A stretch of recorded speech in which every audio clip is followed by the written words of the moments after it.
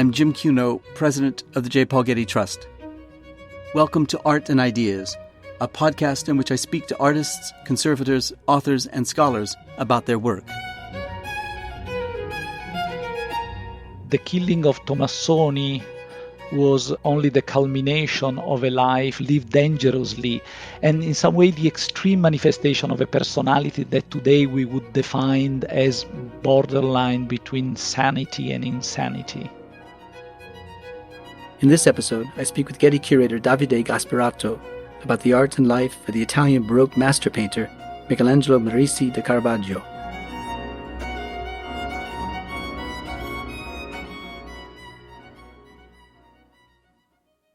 Michelangelo Merisi da Caravaggio painted some of the most compelling images of the Italian Baroque era at the turn of the 17th century.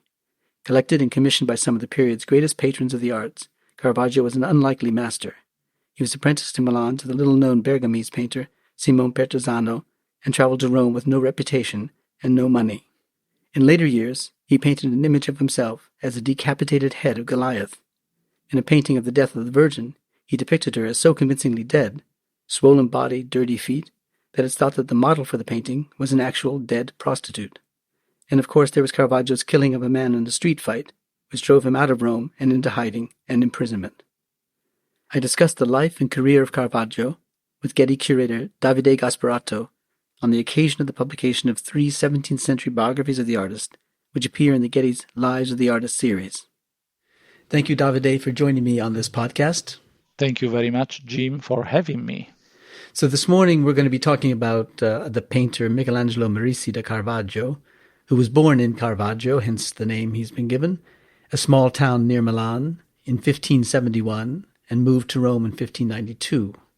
Now, during his lifetime, he was known to be belligerent. He was often in trouble with the police. He was sentenced to death for murder, said to be emotionally unstable and personally vain, and feared as much as he was admired. Tell us about the early years of Caravaggio and about his reputation. Actually, we today know that Caravaggio was born in Milan and not really in Caravaggio. In 1571, he was the first child of Fermo Merisi and his second wife, Lucia Aratori. Fermo had this title of Maggiordomo and Architect to Francesco Sforza, the Marquis of Caravaggio, who had residences both in Milan and the nearby Caravaggio, which is a little town near the border with Venetian territory. And his father died when Caravaggio was very young, only 6 years old, in 1577. And in 1584, the young Michelangelo was apprenticed to the painter Simone Peterzano. Was he an important painter?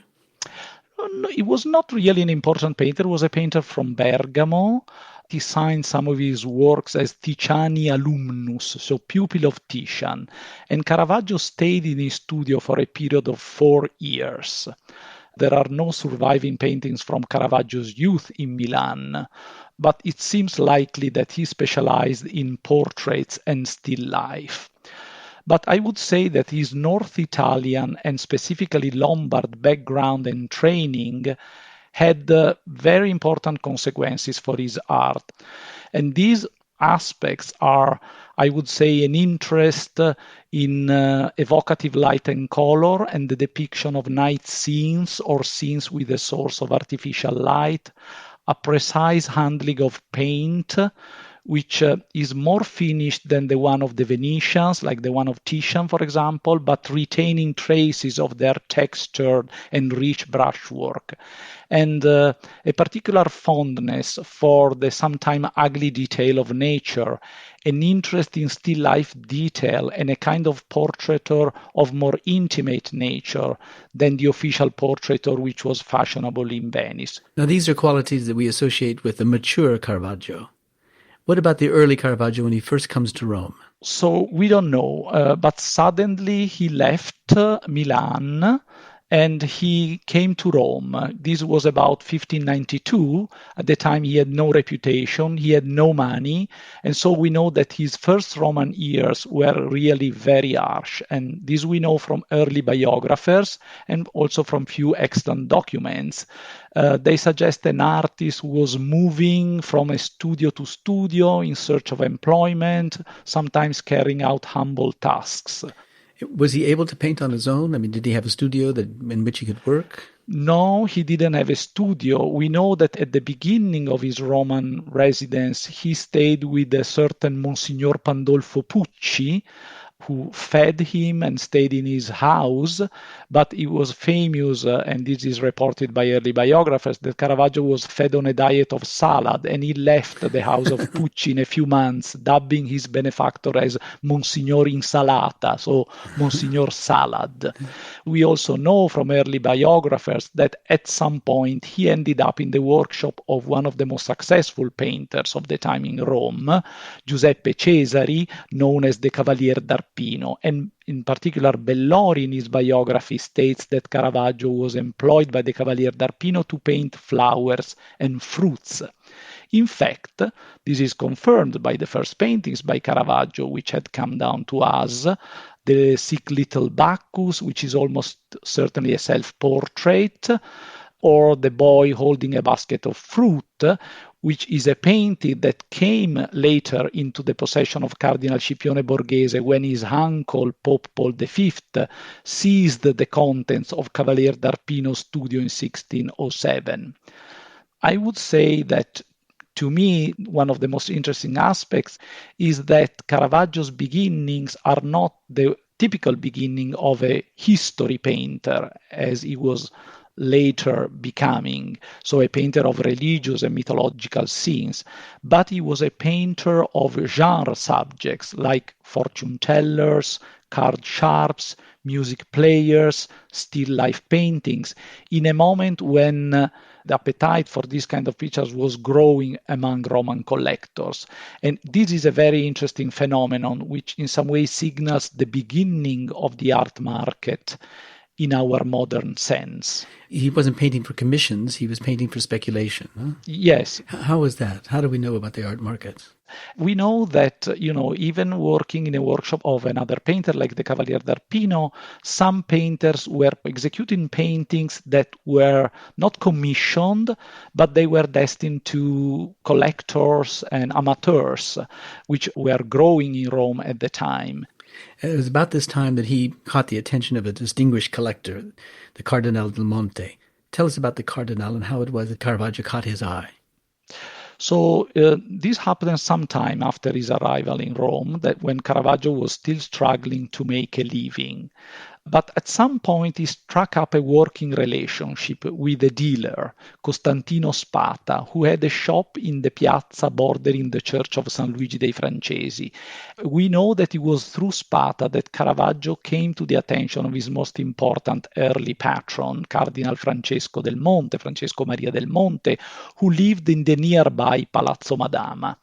And he was born in an aristocratic family, became cardinal in 1588, and lived in Rome as representative of the interest of the Grand Duke of Tuscany, who was a former Cardinal Ferdinando de' Medici. He left the cardinalate to become the Grand Duke of Tuscany.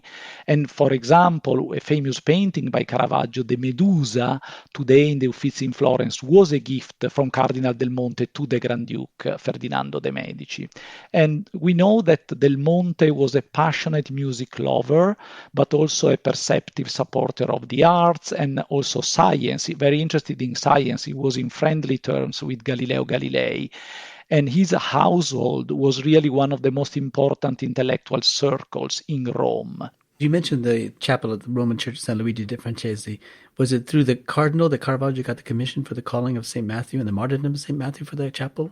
Because those are all of a sudden large, ambitious paintings that marked a real departure in his career. Absolutely, yes. We know that Cardinal Del Monte had an incredible collection. He had more than 600 paintings and several works by Caravaggio. For example, the concert today at the Metropolitan Museum was in the collection of Cardinal Del Monte.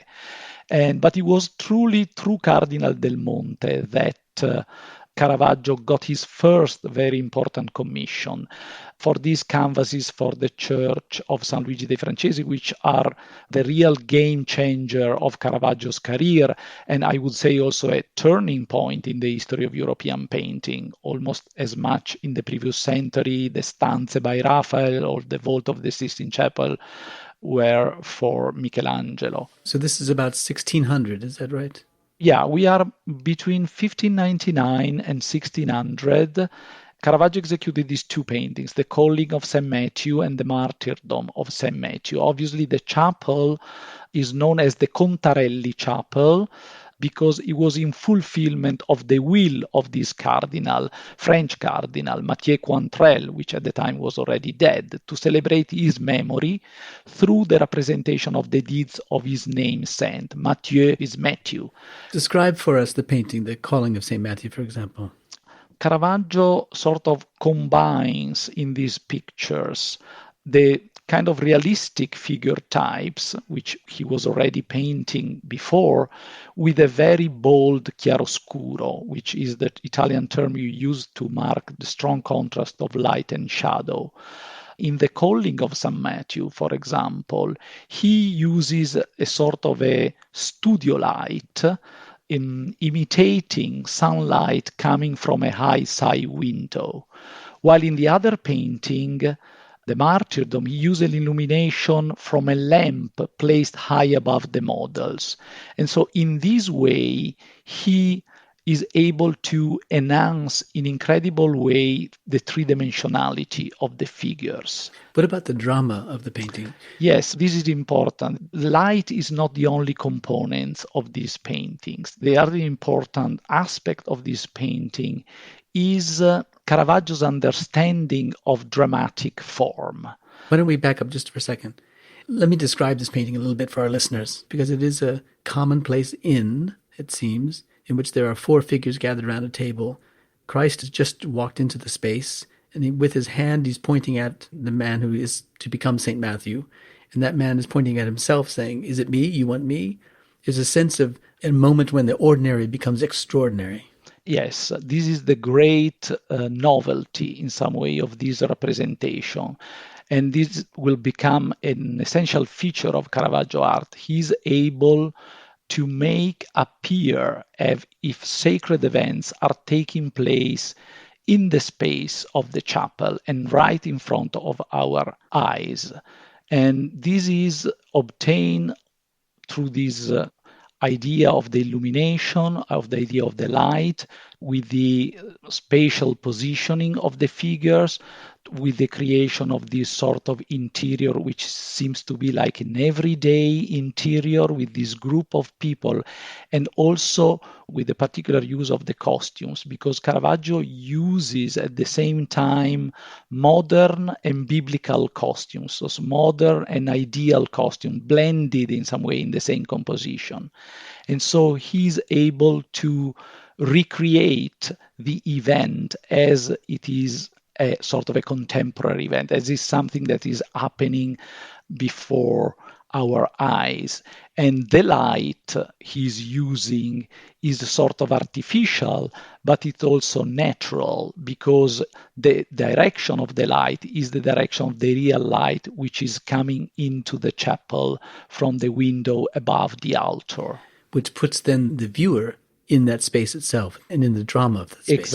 Exactly. The viewer becomes in some way part of the scene. And this is the aspect of Caravaggio's theatricality, which is heralding in some way the theatricality of Baroque painting in the 17th century. So with these two paintings, then Caravaggio's career takes off. Absolutely. Because he painted the same year the conversion of St. Paul, for example, for another chapel. Yes. Equally ambitious in emotion and in composition. Just a little bit afterward, because in some way the two canvases of the Contarelli Chapel launched really his career. And through connections provided by Cardinal del Monte, he's able to obtain other very important commissions from very important patrons in Rome at the time, who were at the same time helping him to get commission for altarpieces, but also he was executing gallery picture for them, like for Marquis Vincenzo Giustiniani, for the banker Octavio Costa, for the brothers Ciriaco and Asdrubale Mattei. So his career is really launched after 1600. And he has these great sequence of paintings in that first decade of the 17th century. St. John the Baptist with that nearly lascivious pose of that young boy, the death of the Virgin with a torrent of grief among those who are gathered around the convincingly dead figure of the Virgin bathed in sunlight, the taking of Christ in the garden with the clamor of the armored Roman soldiers pushing to arrest Jesus. It's an extraordinary decade of work. Absolutely. It's an extraordinary decade. But we also, I think, have to emphasize that, yes, he was awarded a series of prestigious commissions for altarpieces, but sometimes there were also critics and problems. One of his most successful paintings, altarpiece, probably his most successful, was the Entombment, today in the Pinacoteca Vaticana, but originally in the Church of Santa Maria in Vallicella, which was really universally admired, even by the most harsh critics by Caravaggio. Even Bellori, who criticized Caravaggio a lot, says that this was one of the finest work of Michele's brush. And it's in some ways one of the most classical painting by Caravaggio. There are references to the antique in the beautiful body of Christ. There is a sort of a noble rhetoric in this painting, which gained to the picture success. But also his sort of realist agenda caused problems and frictions with the church authorities and with some of his patrons. And so, for example, we know that 3 of the 5 altarpieces that he delivered between 1602 and 1606 were either rejected outright or soon taken down from their intended destinations. And they were all criticized mostly because of the lack of decorum. For example, the Death of the Virgin, which is today in the Louvre, but it was intended originally for a chapel in the Church of Santa Maria della Scala in Trastevere, was rejected because of the undecorous portrayal of the Virgin. Explain that to us. What was indecorous about it? It was undecorous according to the sources because Caravaggio apparently used either a live or drowned prostitute as his model. So he used a living or dead body. And if we look at the painting, I think that we can see that there is certainly a corpse-like cast to this plain and bloated Virgin, to this very realistic figure with her lower legs exposed to reveal the swollen ankles and the twisted toes. It's very crude, the depiction of the Virgin.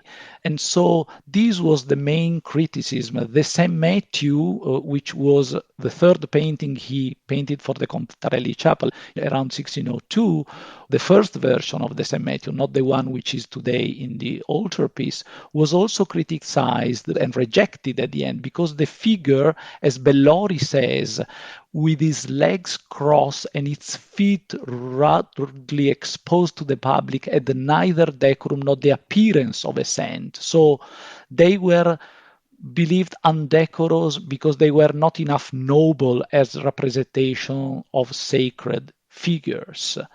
But the other interesting aspect of this is that these rejected altarpiece, all 3 rejected altarpiece, when were they taken down from their altarpieces, they were immediately bought by 3 important art collectors.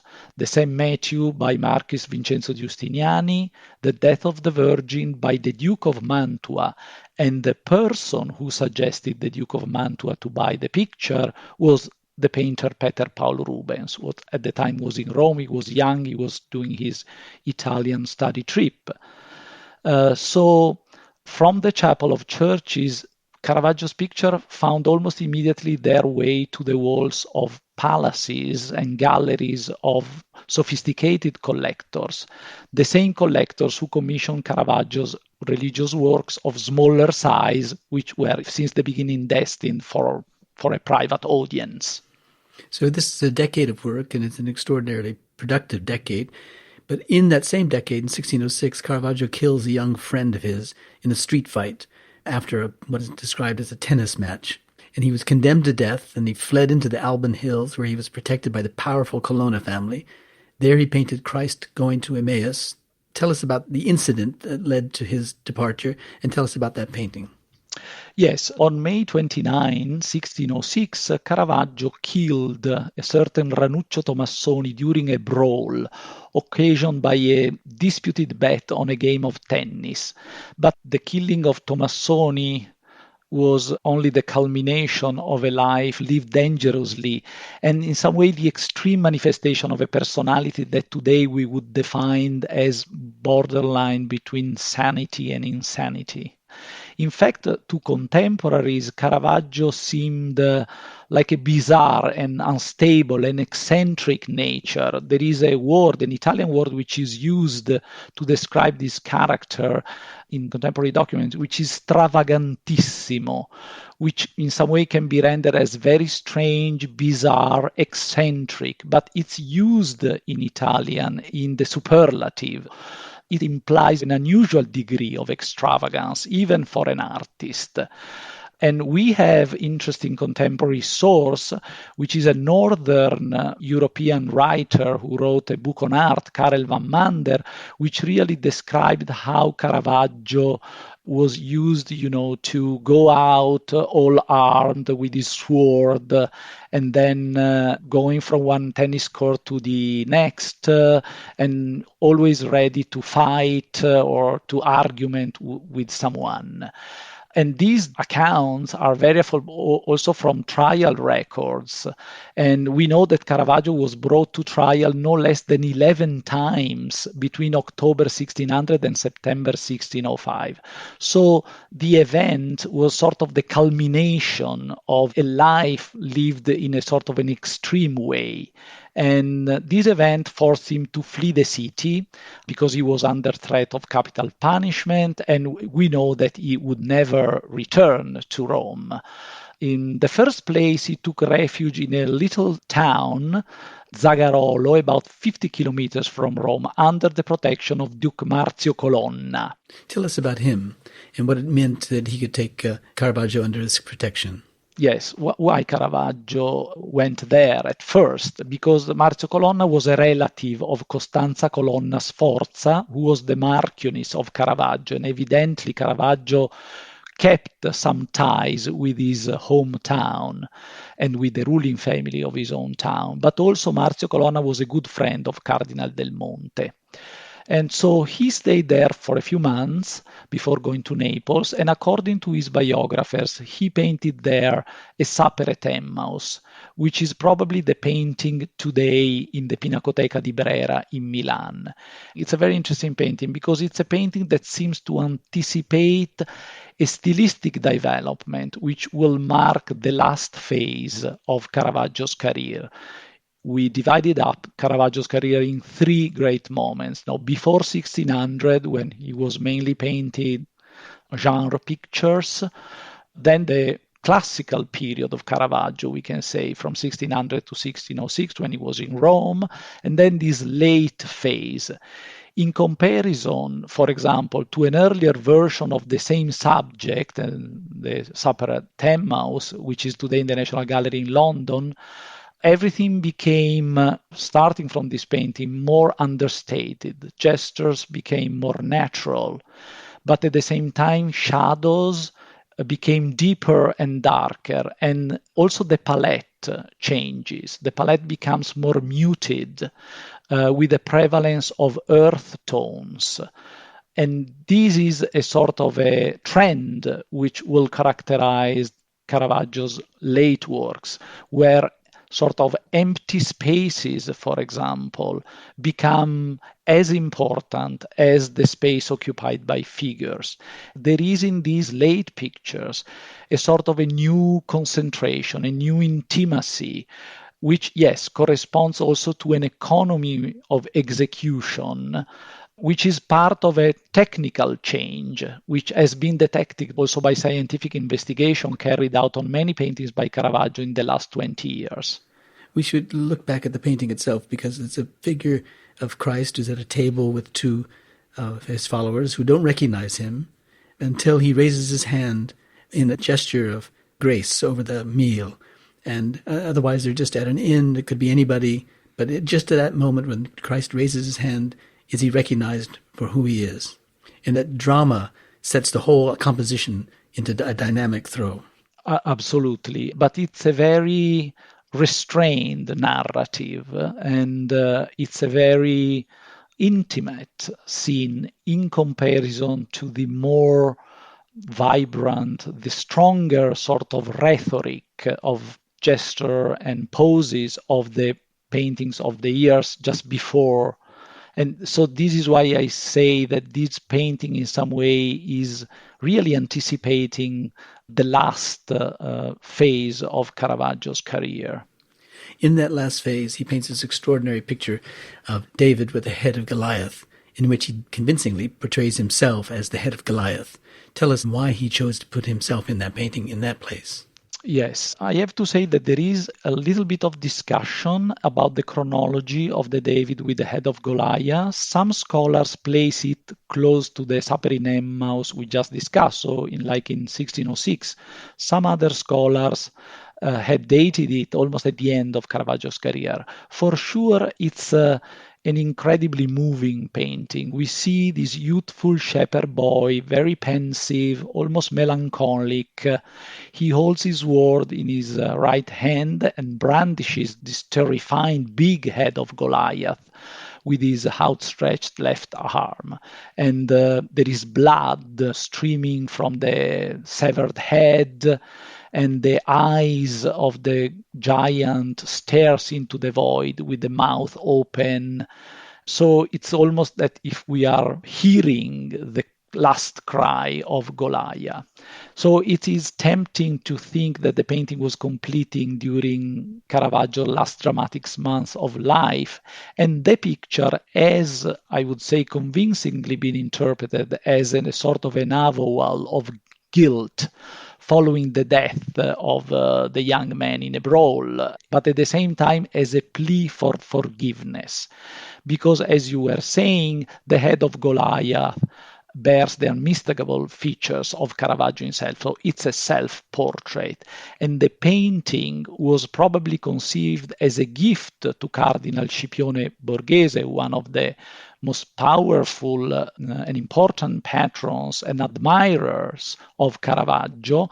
But Cardinal Borghese had also the power to pardon Caravaggio for the murder and allow his return to Rome because he was nephew of the reigning Pope, Paul V. So the David, I would say, acquires a particular significance. It is an autobiographical picture, but I think it transcends the personal and it becomes more a general statement on the frailty of the human condition. So Caravaggio dies about 1610, shortly after perhaps the painting was painted.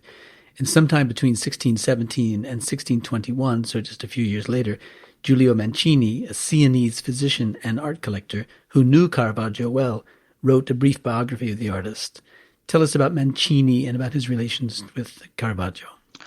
Yes, it's interesting, I have to say, that despite Caravaggio was celebrated by his contemporary already as a great innovator, and he was an artist of great fame, he left astonishingly few direct traces of him. He didn't leave letters like painters like Annibale Carracci, Rubens or Poussin or Bernini.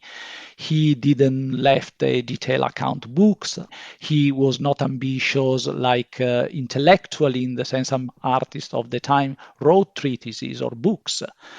And so our image of Caravaggio, our picture of Caravaggio is essentially based upon a bunch of early biographies which were all written after his death. As you were saying, the first biographer was Giulio Mancini, who was a physician from Siena, but also an important collector. And he knew the artist well, especially in the early period of his Roman career, the period between 1595 and 1600, when he looked after him as a doctor. He was close to Cardinal del Monte too. And Mancini left a treatise called Considerazioni sulla pittura, Thoughts on Painting, which remained unpublished until the 20th century. So this is a source we used, but that was not known at the time, apart from a small circle of people. And in his treatise, he wrote about Caravaggio with admiration, and so clearly that the painter had breathed in some way new life into what was perceived as the declining art of painting in the last years of the 16th century. So it's an important early biography. How did it survive, and how do we know about it? It survived in an archive. It was known by some people, but it was really rediscovered and published in the 20th century. Mancini left also a relevant correspondence, which is really interesting to shed light on the artistic environment in Rome in the beginning of the 17th century. Now we're talking about Caravaggio because Getty Publications recently published the Lives of Caravaggio in its series, The Lives of the Artists. In this book, introduced by Helen Langdon, are 3 accounts of Caravaggio's life and career. The first by Mancini, we just were talking about him, and the second by the painter Giovanni Baglione, a rival of Caravaggio's, whose Lives of Painters, Sculptors, and Architects appeared in 1642, and then the third, the antiquarian and theorist Giovanni Pietro Bellori, whose Life of Caravaggio appeared much later in 1672, a little more than 60 years after the artist's death. Tell us about the relationships between these 3 texts and what they tell us about the life of Caravaggio. So yes, after Giulio Mancini came the account, as you were saying, of Giovanni Baglione. Was a painter, was one of Caravaggio's rivals, but also in some way imitators, because he was strongly influenced by Caravaggio. And because he was an imitator, he was also attacked by Caravaggio in a series of offensive and satiric verses, which provoked Baglione to sue Caravaggio. And the paper of the lawsuit are an important source for our knowledge of the Roman artistic environment of the early 17th century. Baglione published his account of the life of Caravaggio in 1642, 1 year before his death and several decades after Caravaggio's death. He is accurate, he is objective, his account is mostly, reliable, but in some way it's also mean-spirited. He seizes every time he can the opportunity to disparage the artist, describing his misfortunes with some sort of pleasure, and in the end he sort of marginalizes his achievement. I would say that the most important biography of Caravaggio of the 17th century is the one by Giovanni Pietro Bellori, published in 1672 in a very important and influential book, which contains lives of other very important 17th century artists. Bellori was an antiquarian, was a passionate admirer of classical art. And so his theoretical belief was that the artist should select the most beautiful parts of nature to create an idea of perfect beauty, a sort of a theory, aesthetic theory, which is derived from classical antiquity. So it was this belief that dictated his assessment of Caravaggio's art, which is in some way negative, because to him, the most perfect combination of nature and art had been made by antique sculptures and later on by Raphael, and in the modern time by Annibale Carracci, who is really Bellori's hero, together with other classicizing painters like Poussin or Domenichino, while he for sure underestimates the contribution of artists like Bernini and Caravaggio, who in some way did not conform with his aesthetic ideals. So he criticized Caravaggio's, for example, his dependence on the living model. He condemned many of his religious pictures, as we have seen, as lacking decorum, that nobility which was associated with the representation of religious figures. But nonetheless, I would say that Bellori's pages are still an important and very illuminating lecture. He appreciated, he understood in some way the emotional power of the paintings by Caravaggio. He understood Caravaggio as a storyteller. And in his life of Caravaggio, we really found some of the most precise, moving, and also evocative descriptions of many of Caravaggio's paintings. So we're now in 1672, so we're near the last quarter of the 17th century. Caravaggio's been dead now some 60 years. It's a crowded century, the 17th century, with Bernini, Rubens, Velázquez, Rembrandt, Poussin, just to name 5 artists. How does Caravaggio measure up to these artists, and how was his reputation perpetuated in the 17th century, even beyond into the 18th century until the 20th and 21st? Today, we can consider Caravaggio, together with the Bolognese painter Annibale Carracci, in some ways the founding father of the new visual language of the 17th century. On one side, we have Annibale, inspired by Venetian painting, especially by Titian and Veronese, and by Raphael, who created sumptuous works where nature and ideal are perfectly blending, in some way opening the door for the exuberant style of the Baroque. On the other side, we have Caravaggio with sort of his theatrical use of chiaroscuro, with his use of the living model, with his sort of more radical and realist agenda. I think the importance of Caravaggio for following artists cannot be underestimated. His preference, for example, for depicting the action at the peak of the drama, fixing a precise moment in time, was inherited by Bernini. Rubens admired the theatricality of his composition and also his bold chiaroscuro, and he famously made a copy of the Entombment and persuaded the Duke of Mantua to buy the rejected altarpiece with the Death of the Virgin. Great artists like Velázquez probably knew early still life by Caravaggio when he was a young painter in Seville, and was inspired by Caravaggio's still life when he painted his early bodegones, his early still life, and did also study carefully Caravaggio's works while he was in Rome in 1629. Even Rembrandt, as we know, even if never traveled to Italy, but he knew very well Northern European followers of Caravaggio, and they had an impact on his art.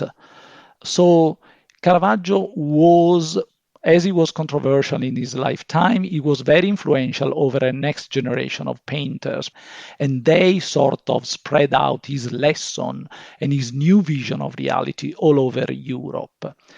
I have to say that his fame progressively faded from the second half of the 17th century in conjunction with a more sort of classicizing and normative view of painting. So his rediscovery and the full understanding of the magnitude of his contribution to the history of European painting is mostly a 20th century phenomenon. Well, Davide, thank you so much for taking us through the life and career of Caravaggio. We should say that we're doing this in the midst of the COVID-19 pandemic, which has ravaged so much of Italy.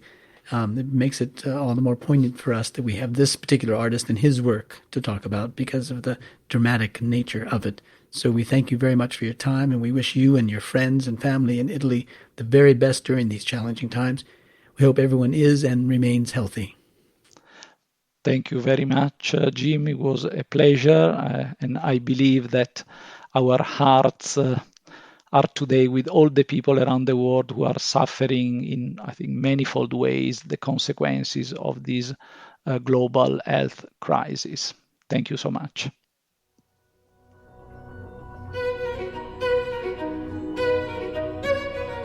This episode was produced by Zoe Goldman, with audio production by Gideon Brower and mixing by Mike Dodge-Weisskopf. Our theme music comes from the Dharma at Big Sur, composed by John Adams for the opening of the Walt Disney Concert Hall in Los Angeles in 2003. It is licensed with permission from Hendon Music. Look for new episodes of Arts and Ideas every other Wednesday. Subscribe on Apple Podcasts, Spotify, and other podcast platforms. For photos, transcripts, and more resources, visit getty.edu/podcasts, or if you have a question or an idea for an upcoming episode, write to us at podcasts@getty.edu. Thanks for listening.